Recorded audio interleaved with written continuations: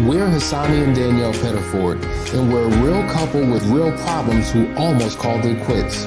I was very frustrated. I became very disconnected, very jaded and cold. We have 4 children, going on 20 years of marriage, and we practice what we preach.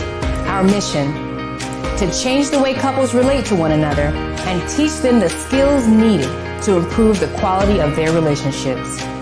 This is the Couples Academy Show. Well, good morning, everyone. Welcome to the Couples Academy Show. My name is Hasani. And I am Roland. And we're here. We are practitioners of Couples Academy, if you didn't know. And we are infidelity recovery specialists working with couples all over the world to help restore their relationships. This is the place where people tune in the morning to get their daily dose, to get their daily bread for the day regarding their relationships. And we're talking about an important topic today. Now, you know, we deal with affairs all the time about how people step outside of their relationship and connect with others. But today we want to talk about how to step back in to the existing relationship that you're in, how to have an affair with your spouse. Oh, yeah. Because it's time to begin to get back to the way things were in the very beginning, where there was love and intimacy and connection and fulfillment and all these wonderful things existed in your relationship. So we're excited to dive in today. But before we do, a couple of quick announcements. Listen, next weekend is the Last Chance weekend. So make sure you show up. It is not too late. We have a few slots available. We're all about restoration and transformation in couples' lives. And if you are in need, and what's interesting about this, Roland, this is the season where people are now basically at a crossroads. I don't know if you know it, but as people are approaching the end of a year, the beginning of a new, they're asking themselves the question, do I want to go into this new year with this old, tired relationship? Do I want something new and different within it? And so do I stay? Do I go? I've been considering divorce. I don't know what to do. I just need help. And so if you find yourself in that place, we have been trained, right, and commissioned by God to do this work to help bring about restoration in your lives. Right, Roland? Yeah, man. It's so oftentimes we don't realize that the end of the year, around the holidays, people get to that point of desperation and feeling like, I just want to give up. I want to go into the new year with a new atmosphere, a new way of thinking, a new life. Right? And instead of taking what they have and create that new life for themselves, they throw in the towels. They wave the white flag, but they don't have to do that. They have help that is available to them to make sure that they can have a new life with the one that they're already with. There it is. So listen, just go to the description in the video. There's a link about the Last Chance weekend, but also we made this announcement and we're going to start sharing with you more details as it unfolds. But as you know, the women just had their Unearthed retreat, and the men at the top of the year, the third weekend in January, are preparing for the Foundry Experience. This is something you do not want to miss. I'm excited. This is the third year that we've had a men's retreat, and what we have in store this time around, it will trump anything that we've done in the past. And so listen, for all of you who are part of this community, who get something of value from this show, there's nothing like being there in person, live, having an experience, a transformational experience that you will never forget. So listen, take a look at this video, and then we're going to come back and talk about Foundry for just a second.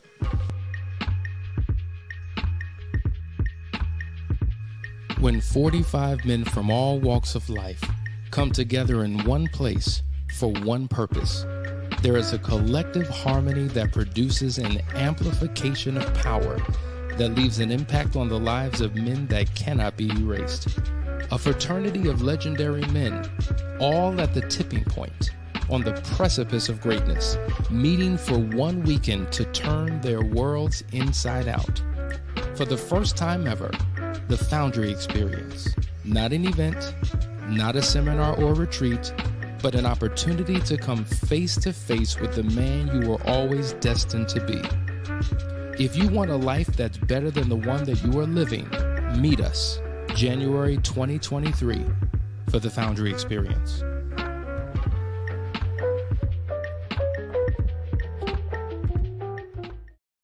Roland, I don't know about you, but I am excited. I am looking forward to it, man. The place looks amazing, and I'm just waiting to see all of my brothers that are part of the Foundry and then some of the new guys. If you have not signed up, if you have not joined, man, you have to do this. This is a must thing for you. The ladies got theirs. It's time for the men to get ours. I am elephant elated, hippopotamus happy, and peacock proud to be able to be in the house in January, and we want you all there. Listen, guys, let's dive into today's conversation. We're talking about how to have an affair with your spouse. The reality is, when you think about what initiated your relationship, it was physical attraction, it was emotional desirability, you were wooing each other, you put your best foot forward, you gave your spouse or your partner at the time all of who you were. It was just bliss. It was euphoria. It was a special moment. And then what happens, unfortunately, in relationships, we fall into a lull, right? Monogamy oftentimes turns into monotony. The language of attraction, right, that we had for one another now becomes the language of seduction as we begin to connect with others. And oftentimes, when you think about an affair, it's the same thing that you had with your partner that you no longer have, that you begin to have with others. So once those relationships have come to an end and it's time to reconnect and reestablish that relationship with your spouse, dig into the recesses of your mind and begin to do what once was done. Begin to have a love affair with your spouse once again. Now, Roland, as an infidelity recovery specialist, you know that many people struggle with reconnecting after there has been a breach. But this is one of the most important things that you have to do in order to have a better relationship than you had before. I mean, listen, the bottom line is when you step outside of and you have that breach of contract with your spouse, right? You have to renegotiate what that contract should look like. It gives you the opportunity to set the stage of new. Let's tear up the old one and let's make a new one. Let's start out doing things differently. Let's be more intentional about how we meet each other's needs. One, we have to find out what those needs are, because in order for you to have stepped out, something wasn't being met, right? And so when we do that, when we have those conversations, the hard conversations, or just a conversation period about what we need, we can better move about with one another to get the things that we want from one another. Absolutely. And whenever you're trying to restore the relationship, of course, there's a lot of heavy lifting. There's a lot of overcompensating because there's been a deficit that's been created in the relationship as a result of what had happened. And so, yes, while it is laborious, while it is painstaking at times, it may be very challenging to overcome certain hurdles. While you're doing all of those necessary things, you cannot forget the lighter things. You cannot forget the connecting things, the loving things, the pleasant things. And so what we want to do over the next couple of days is kind of unpack a number of these particular things that you may have forgotten to do or have a fear of doing because of what the response and the reaction may be.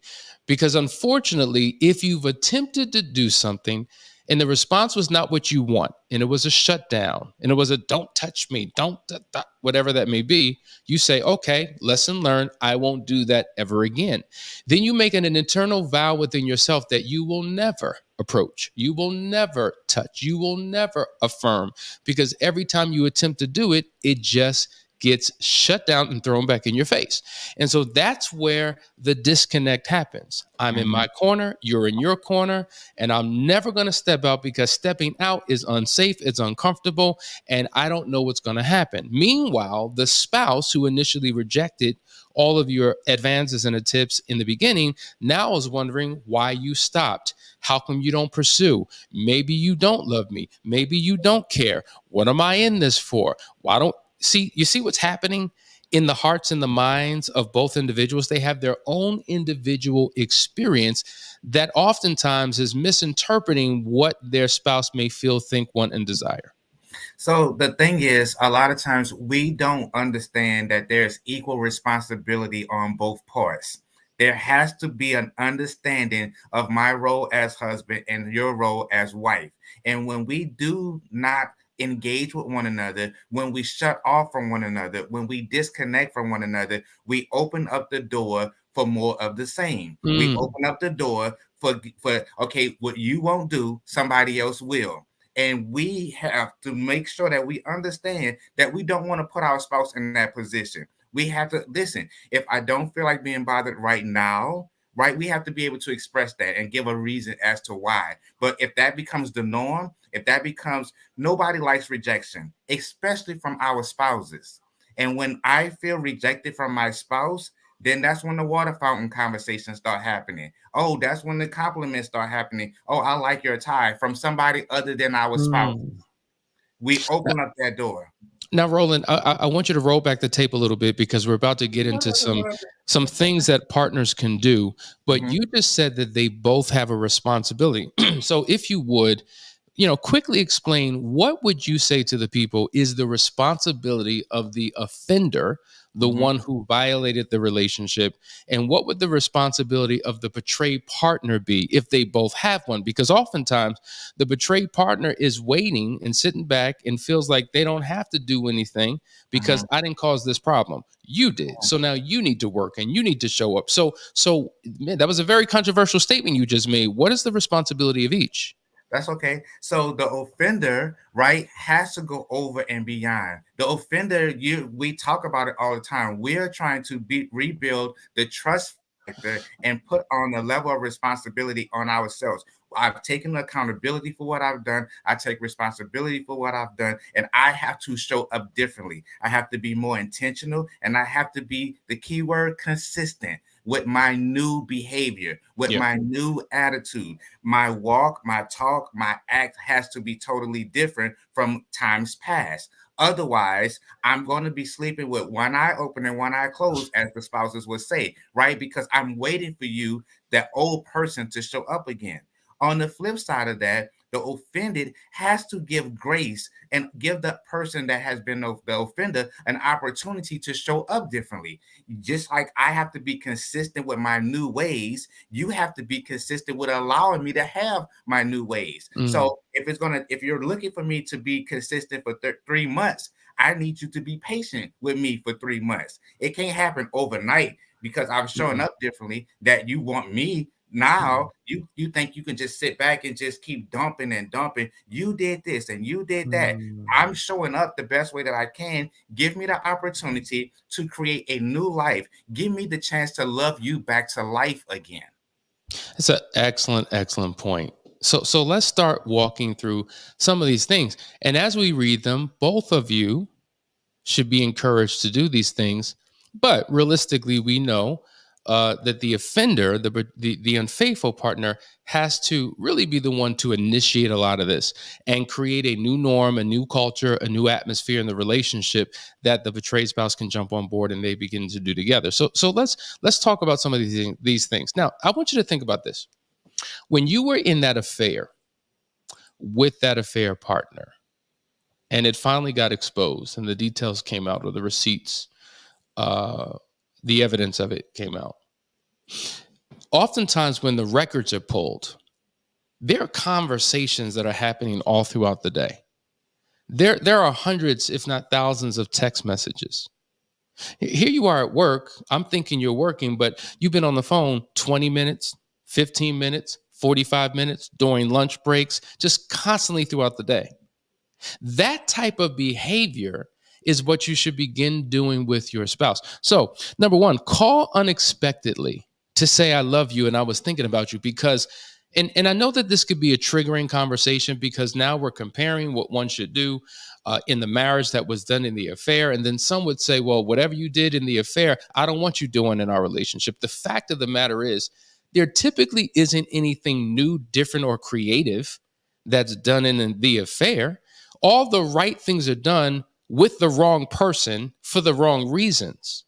The things in and of itself should be done in a marriage, once were done in a marriage. And we have to begin to get back to those things. So if those things could be done with someone that you are not in a covenant relationship with, just as more reason to do it with the one that you are. And so taking the time just to call.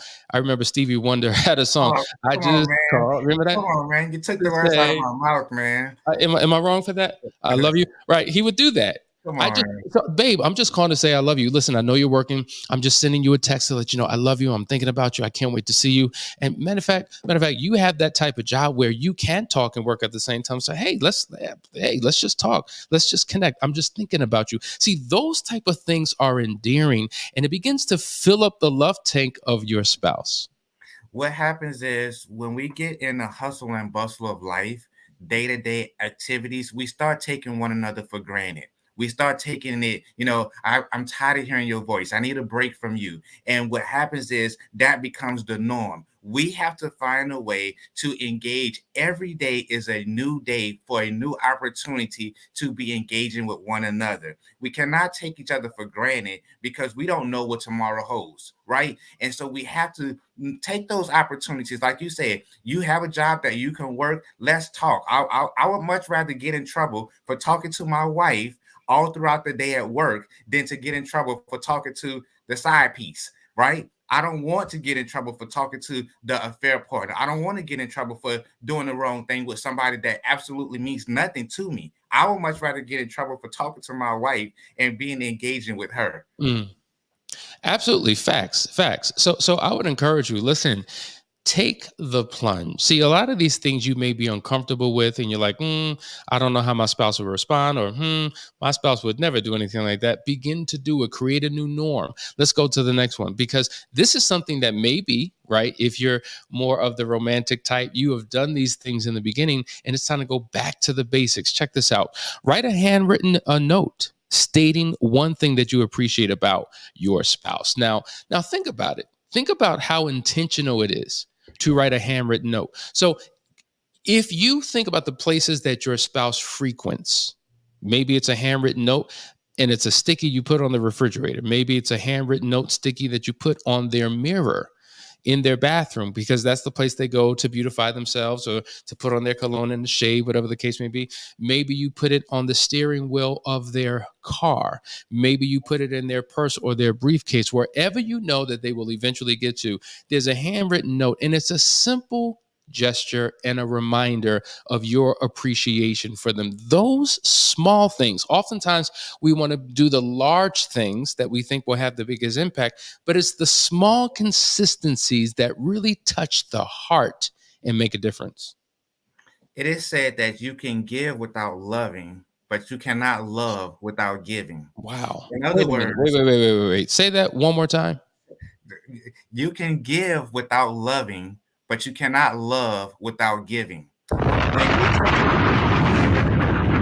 take That was a bomb. I had to interrupt your flow because that right there was a bomb. You guys need to write that down. That needs to become an anthem. That needs to become what you do in your relationship. Proceed, Roland.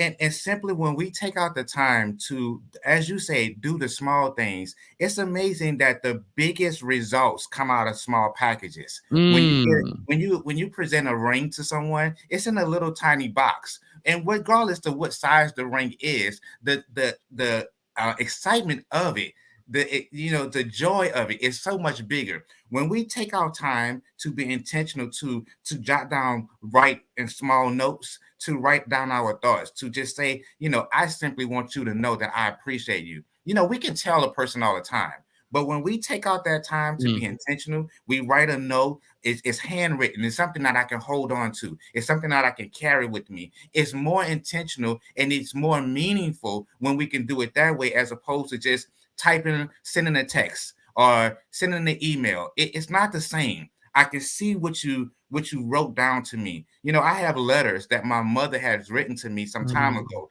and just to see her handwriting, it's put me in connection with her. It's the same with our spouses. When we see the handwritten thoughts that they have, it puts us in connection, and we could be having a bad day, but to look down at that and see it, it makes all the difference in the world.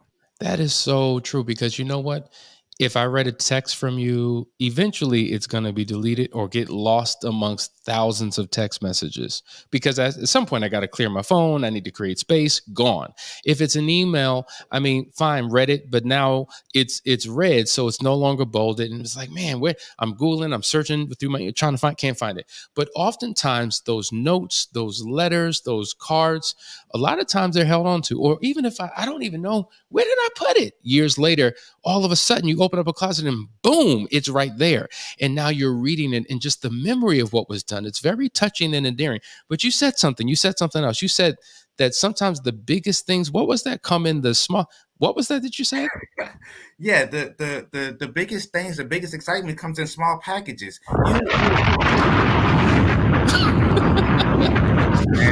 Biggest things come in the smallest packages. I hope that is resonating with you right now, because it's not about the Fendi bag. It's not about the Prada shoes, if that's a thing. I don't even know, red bottoms, whatever. It's not about the vacations, though it's about that. Like, you want to do that. But what I'm saying is, I know your favorite candy, they're Kit Kats. And so I was on my way home. I had to get some gas, and babe, I just want to let you know I love you. Here's some Kit Kats. Oh, Kit Kats, you were thinking about me. You know, that type of thing. It makes a difference. Hey, listen, one of the things that I've done, and I'm going to give you all this for free, right? My wife loves World's Finest chocolate. World's Finest chocolate, they come in a box, they're almonds, they're chocolate covered almonds, but you can only get them from certain places, or the schools sell them at certain times of the year. So what I did was I bought 6 boxes of World's Finest chocolate, but on each box, I wrote something extra: World's Finest wife, World's Finest mother. So I scratched out chocolate and I put my own interpretation of who she is to me. World's Finest lover. And so small things like that, again, it didn't cost me a whole lot of money, but the thought behind it was worth millions. Wow. Wow. We have a comment. Carlene says, I love that handwritten note thought.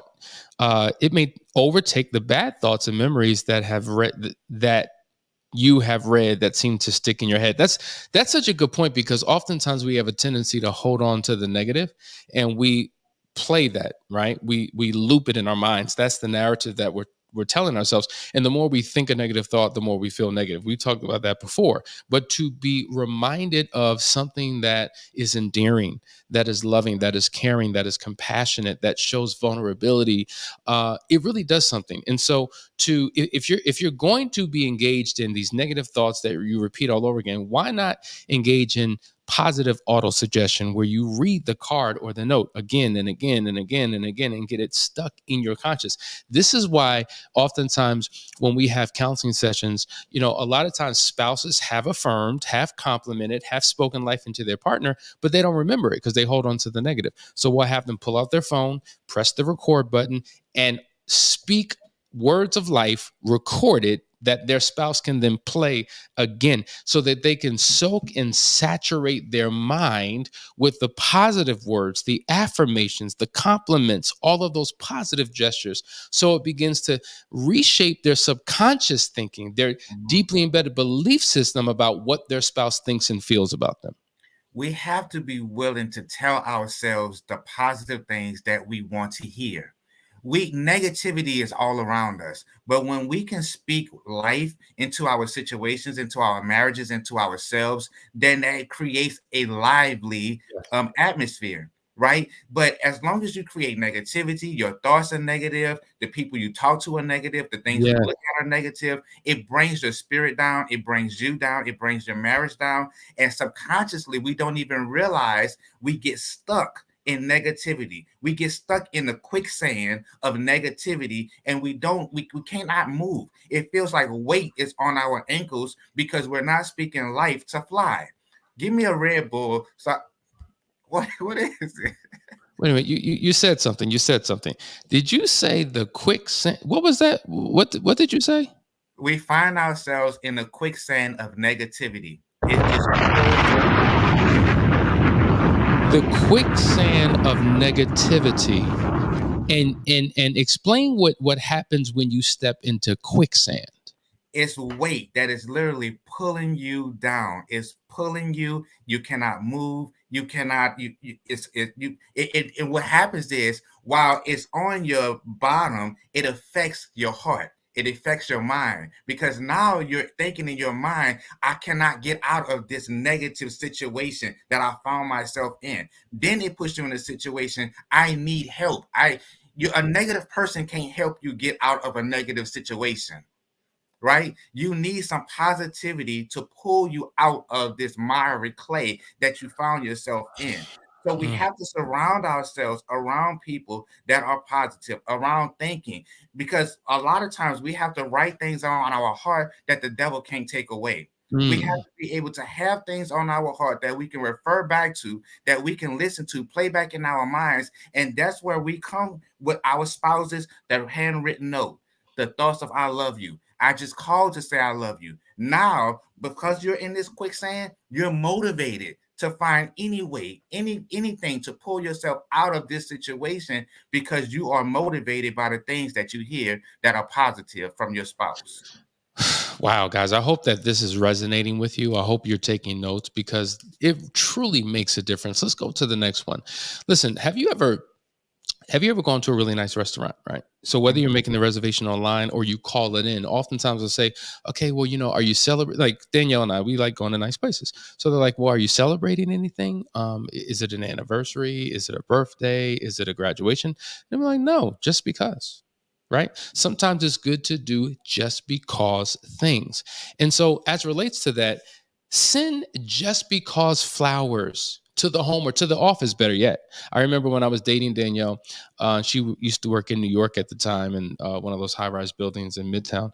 And I would send her flowers all the time, right? Of course, I could send her flowers at home, which I did, but I wanted the world to know that she was mine, that she was taken, that she was loved. And so it's a different feeling when you get it from home. It's like a surprise. What's waiting at the door? What is this? Oh, but it's a whole nother thing when it shows up at your job. And now everybody, because the crowd, oftentimes will make the flowers much grander than what they really are. Because they didn't get flowers from their man, but you got flowers from your man. Oh my God, And so just because the gifts that you extend, they're expressions of your love and your affection and your desire for that particular person. And listen, you can go to Kroger's, that's what we have down here in Atlanta, or Publix, that's what we have, maybe ShopRite, Pathmark, whatever it is. It doesn't take much. It's $20-$30 to have a bouquet of flowers that could, as you say, small things. Oftentimes the great things come in small packages. I mean, you'll waste $20 on anything. Why not invest it in your marriage to make an impact on your partner? It's the thought that counts. We've heard this all of our lives. It's the thought that counts. It's the thought that matters. But if you're thinking it and don't act on it, it's just a thought, right? So you have that opportunity to take a small amount of something and make a big impact on your spouse that is going to be everlasting, right? Because you can let her know that, or let him know that you mean the world to me. I wasn't expecting the flowers, and the fact that they came just at a time when I needed them. So you sent the flowers to your wife in a high-rise building, and you didn't know what kind of day she was having, but the flowers came right on time from the right person in the right season. That makes a difference, right? And so now she can have the rest of her day. She can be on cloud nine. Hell can be going all around her. It could be chaos. It doesn't matter. But I got flowers from my man, and I'm on cloud nine, and it doesn't really matter what's going on around me. Denise says, flowers are my 5th love language. See? And when you know that, this is what we talk about by having relational intelligence, right? And becoming a student of your spouse and having your PhD in your partner. If I knew that my spouse's love language was flowers, I mean, that's easy. I mean, that's such low-hanging fruit. It's almost like they gave you the cheat sheet. They gave you the blueprint. They gave you the model. They're telling you what to do to speak life into them, to fill them up with loves. And so, listen, flowers is a simple gesture, but it goes a long way. Jackie had something powerful to say. She said, love the love notes. My husband, mother wrote him letters when he was growing up and placed them in her Bible. In 2004, she passed away. I'm sorry, the thing just, she passed, and they boys got her Bible and read the letters of her speaking in their lives. It changed their lives. I've written letters to my kids. Now I'm going to write a letter to my husband. Love you guys. See, this is what this show is about. We love when we get your comments where there's an aha moment and you're like, you know what? I'm going to try that. I'm going to implement what it is you're talking about. Because listen, there's nothing worse than giving advice to people that we know works and people refuse to do it. They allow all of their reasons, justifications, all that stuff to get in the way. And guys, it will work if you work it. It's as simple as that. Another comment said, my husband still gets me flowers consistently after 2 years. Guys, we're just getting started. We're just scratching the surface. I wish we had more time, but the time is up. Roland, thank you so much for being who you are and dropping bombs from the beginning to the end of this show. But until tomorrow, hopefully you'll be coming back. I'm going to, ask you in a public forum where you can't deny me. But we're going to continue this conversation on how to have an affair with your spouse. Obviously, we're starting out with some light things, but we're going to go deeper. These are the things that you've been looking for and waiting for to restore your relationship. And so until then, have a great day, and we will see you on tomorrow. Take care.